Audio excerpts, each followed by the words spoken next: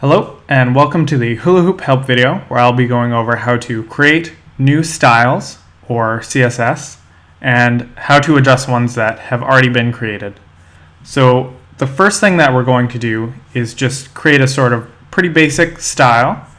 We'll create one that we can apply to just this first paragraph, or sorry, this first sentence here. And we'll create a blue style for that. So the first thing we're going to do is we're going to jump into Hula Hoop. So I have it open here in Firefox, and then from the My Website options here, we're going to select the Manage CSS module. So once we do that, it'll bring up the styles that we already have created, and it'll bring up the static styles as well. So the static styles are one that every website in Hula Hoop has. And then, yeah, we can go over that a bit more. If you did want to adjust, say, the style of the text that all the pages are using, so if I jump back into the website here, so all this text here and this text here, what you would want to do is adjust the body style. So, yeah, if you're looking to do that, just adjust that one there. I'll go over adjusting styles a bit more near the end of the video. Yeah, so for this first style that I'm going to create, I'm going to call it the blue style. So I'm just going to type in the name here, and then I'm going to select the Add Style button. And when I do that, it will create the style, and then I can go through and I can start adding attributes to this CSS. So the first thing I will go over is the different types of styles here. So for the most part, you'll probably just be wanting to use the text range of text option here. How that differs from the paragraphs or the block of text style is that the paragraph one will you can use it to apply a style to an entire paragraph. Whereas the text range of text one, I can apply to just one or two words or just a sentence. So yeah, the paragraph one, if you apply it to say just this one word, will apply it to the entire paragraph. So just be aware of that. So I'm going to create a text range of text style. And then I'm going to toggle on the text color option. And then I will choose a blue color that I want. Let's go with about this here, and then we'll hit the OK button here. And then I can go through and I can add any other sort of attributes that I would want. Say we could change the text size. So we normally use pixels, but you can use points or you can use EMs. For the most part, we just use pixels. It's kind of easier that way. So we'll set this one to about 17 pixels. Yeah, and you're able to customize the style however you want. So you can change the font if you'd like. You can change the weight of the font of the style. You can also change the text style. So if you want some italic font in there. For header styles, you can also change the margin and the padding if you want. So you could turn those on and then set it to 0 if you wanted to. And that would just kind of make the page a bit more compact. So for now, I just want to have the blue color on here, and I want to have the text size as well. So now I can hit the save button here, and there we go. It'll give us a preview of the text here. So now I can jump into Hula Hoop, and I can go to Drew's page, and then I can hit the edit button here to bring up the rich text editor, and then I just want to apply it to this first paragraph, or sorry, this first sentence here. So I'm going to highlight it, and then from the styles drop down, I'll select the new blue style. And then when I hit save, it'll show up like so.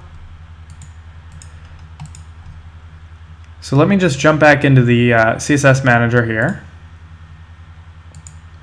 Now that I've created this style, I can edit it by hitting the edit button here, and then I can go through and say maybe I don't want to have a style here. I can turn that off, just toggle it like so. And then say, for example, if I wanted to change the text weight, I could turn that on, set it to bold. And now when I hit the save here, it'll give me a preview here. You're also able to drag and drop the styles around, and that'll just change the style that they show up in the styles dropdown in the text editor.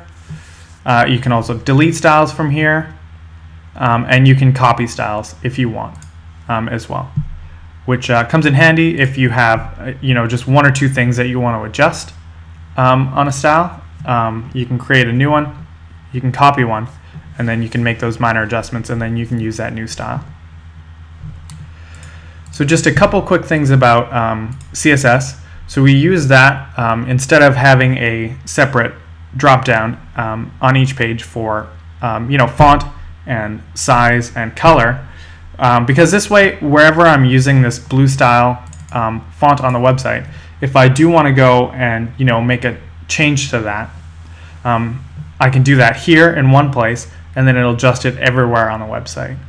So for example, I have this H1 style here, and it's at the top of all the pages on the website. So if we were doing styles the previous way without CSS, I would have to go through every single page and adjust the size. Say, for example, if I wanted to change the size of the H1 tag, I would have to do that on every single page. But with CSS, if I want to adjust the size, I can just go into the CSS editor here and hit the edit button, and then just change the size here. And now, let's say I want to change it to 28, and then I'll hit save here. It'll just make it a bit larger in the preview here. And then on every page on the website that's using that H1 style, it'll show up larger now. So it really cuts down on time if you are wanting to adjust styles. So let me just jump back into the CSS manager here. You're also able to, I will hit the edit button here for the blue style. You're also able to add in custom attributes if you would like. So that kind of stuff will take a bit more sort of CSS know-how. But if I wanted to add in, say, the text transform, I could enter in the text transform style and then change it to uppercase. And then I can add custom, and then when I hit the save button down here, it will force this style to be uppercase. So now if I go back into Hula Hoop and refresh this page here, or sort of jump back into Chrome, there we go. So that style is now forcing the uppercase text transform style there. Yeah, and then again, if I want to turn that off, I can just untoggle it and then hit the save button. And if I want to delete it, I can just delete that custom style or custom attribute with the delete button here. Okay, so let's go over creating a style, a custom link style as well. So it's done pretty similarly to other styles. If I want to create a new style, let's call this one new link style. We'll just type in the name here and then hit the add style. And then from the type dropdown, we'll choose the hyperlinks option here. Then we can go through and we can set any settings we want. So let's make this one green. And then we can hit the save button here. Oh, let's change the decoration to none. So that means these links here will show up as green with no underline. And then what we can do is if we want to add the underline on the hover over, when people hover over this link, we can just create a second style called new link style. But this time, we'll use the hyperlinks mouse over type here from the dropdown, and then we'll set the text decoration to underline. There we go, and it'll give us a preview here. We don't have to set the color for this one here because this one is the sort of more dominant style, and it'll pick up whatever styles that one has there. So this hover one, we only need to set exceptions to the previous one. So if we go under my website, now that we have that custom link style, we can hit the edit button here, and then we can highlight some text, and we can create a link. So let's just link this one through to the home page. And then from the styles dropdown, we can select the new link style here. And then it'll show up like so. And then again, if I want to adjust, say, the color, I can go into Manage CSS. I can hit the edit button here, and I can change the green to sort of a less horrible green. There we go. And then hit the save button, like so. There's just one more quick thing I'll go over regarding CSS, and that's the H1, H2, or header 1 and header 2 styles. So if we do want to create one, so we have an H1 and an H2 already, let's create an H3 style. So we'll type in H3 down here again, and then select the Add Style option. And then from the type drop down here, you'll notice that there's heading 1 to heading 6. And so for this one here, we'll select heading 3. And these header tags, they help with search engine optimization. So a lot of websites will use the H1 style, and they'll use it up at the top of a page. And in that H1 style, you'll just want as much information as you can put about what this page is going to be about in there. So this page here is our services page. It's our main services page. So we put print design and internet marketing services here in the H1 style.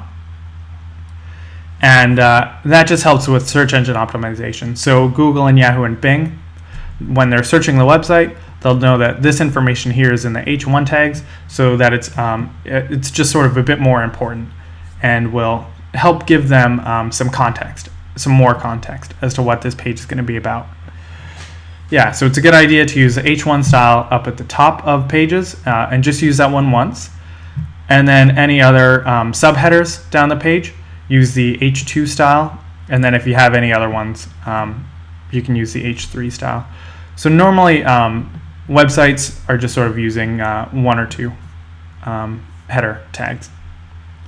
Yeah, and that just, again, it just helps with search engine optimization. So that is the CSS module. If you have any questions, leave a comment here on the video, or let us know. You can email us at support@hulahoop.net, and we will get back to you as soon as possible. Thank you very much.